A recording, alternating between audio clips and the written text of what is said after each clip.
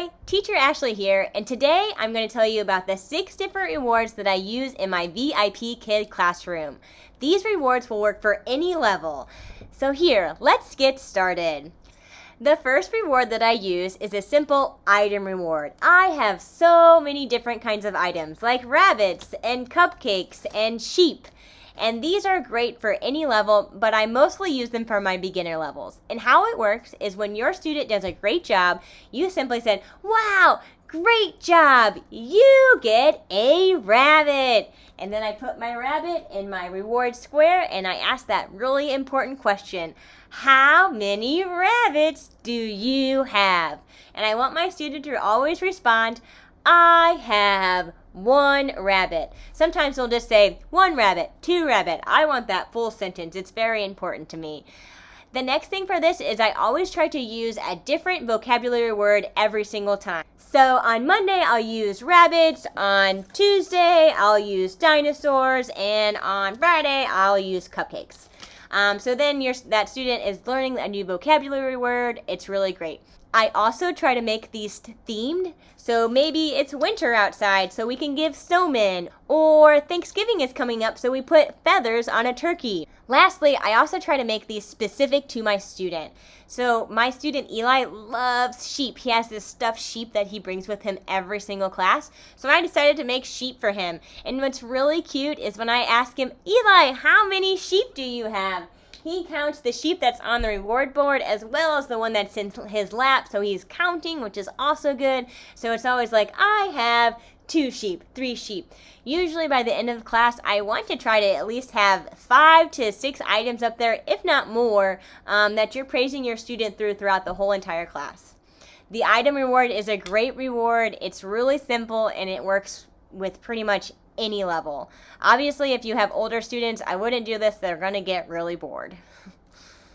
The second reward that I use in my classroom is a secret question reward.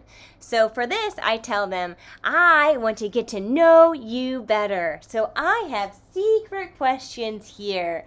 Do you want to answer a secret question? And then I'll go, pick one. 1, 2, 3, or 4.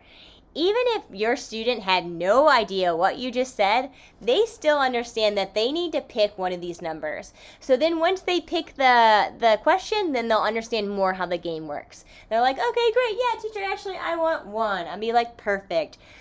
Do you have any brothers or sisters? I love this question. This question is a great question to get to know your student a lot better. Most of my students have siblings, so it's a great way to extend on that question. Oh, you have a little sister? How old is your sister? Does your sister speak English like you?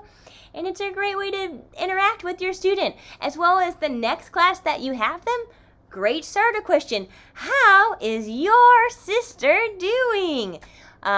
So the secret questions work really well. I have a bunch of questions. I try to make sure that I answer all the questions throughout the class. So maybe I'll do 4 or 5 slides, ask a question, do additional 4 or 5 slides, ask a question. This is also a really fast reward. So if you're on those level 4 and 5 students that have a ton of words on their page, these go pretty quickly. I also try to switch up the questions every single class. So I've got like, where do you live? What is your favorite number? What makes you happy? And when they respond, I want to make sure that they have perfect grammar. And if they don't, I fix it for them. So these are super fun. My students really like the secret questions. The third reward that I use is a simple drawing reward.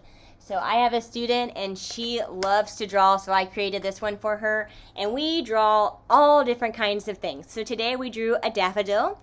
And basically you just say, for your reward today, we're going to learn to draw a daffodil. Do you have any paper and a pencil? So if it's someone new, you need to ask them, do you have paper and pencil? And sometimes they don't understand. They don't get that. So what you have to do is you just say, do you have paper and a pencil? And try to be really deliberate about it, especially if they're a new student and they don't understand what you're saying. then they'll understand. Then they run off the screen, they go get their paper, and you're ready for your reward. So today, like I said, I drew a daffodil for Fei. She loves to draw flowers, or she loves to draw. I've had her for over a year, and we've probably drawn 50 different things. Animals and girls and flowers, and you name it, we've drawn it. So I'll show Fei what we're going to draw. And then after we do about 2 or 3 slides, I'm like, okay, Fei, we're going to start to draw our daffodil. And I try to use my ordinal numbers when I'm going through talking about each step. So I'm like, first, we're going to draw a squiggly circle in the center. Second, we're going to outline the circle. Third, we're going to draw lines in the middle with little circles on the end. I am drawing this really fast. I go a lot slower for my student. I give them at least a few seconds to draw it. Fourth, we're going to draw the body of the flower. And then I'll draw the body.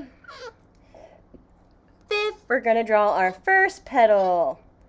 And you kind of get the point. So you continue to draw the flower until it's done. And then at the end of the drawing, you ask the student, do you know how to spell daffodil? What letter does daffodil start with? Duh, duh, duh.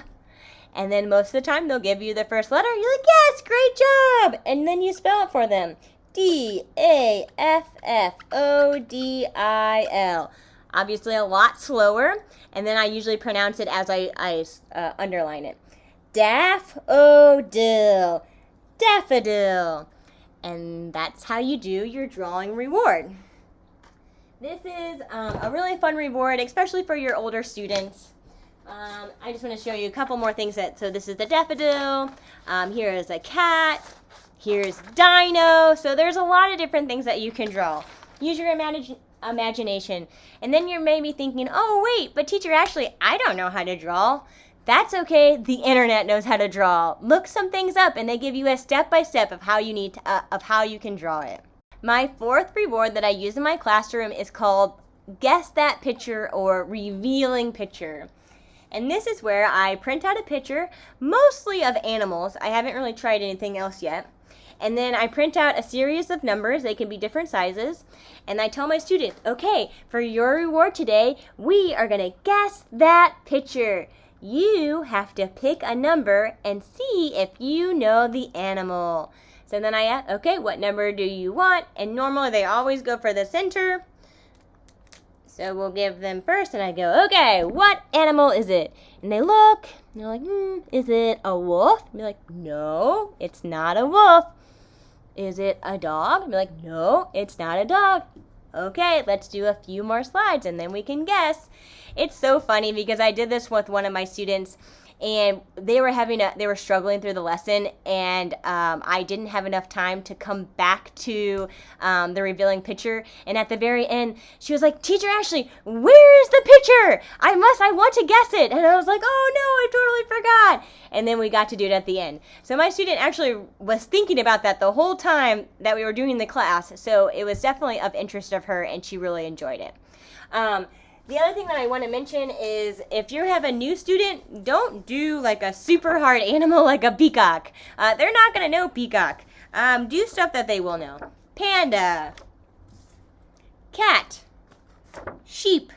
And for your more advanced students, I know in like level 3 they start to talk about eagles and sloths and the peacock. This reward really works for all levels too. Just remember on your beginning levels that you want to make sure that they're really easy pictures, as well as the numbers 1 through 10. Don't go to like 11 and 12 yet. The fifth reward that I use in my class is Connect 4. When everything else fails and my student is not interested in anything else that I want to try to give them a reward, Connect 4 usually works for me. They do enjoy this game, and it's a really easy game for them to play. So first, you want to make sure that you label the top of the Connect 4 so that your student can tell you where they want to go. Then I simply ask them, do you want to be red or yellow? And they choose, like, okay, where do you want to go? I'm like, teacher, actually, I want to go in 1. Perfect. And then I go, and maybe I'll do like 2 pieces, and then stop, do 4 more slides, come back, do 2 additional pieces, do 4 more slides, and then by the end of the class, we can finish the game, and I always let my student win. Also, this game is a lot of spaces, so it can really take a long time. So as long as you let your student win early and often, this won't take too much of your time. Connect 4, awesome game, highly recommended. I got mine at Dollar Tree for like $1. So, and you can also get them online too. They're very inexpensive. Okay, and my 6th and final reward is I teach my students how to play the ukulele. And you're saying, well, wait, teacher, actually, I don't play the ukulele, and I don't think my student plays the ukulele either. Oh, that's okay. Maybe you play the guitar or the piano. Teach your student your skill. I obviously play the ukulele very little and not great, and my student Feifei also plays the ukulele. So we learn very simple tab songs. So I will start with Feifei and I'll be like, okay, Feifei, today we're going to learn the wheels on the bus.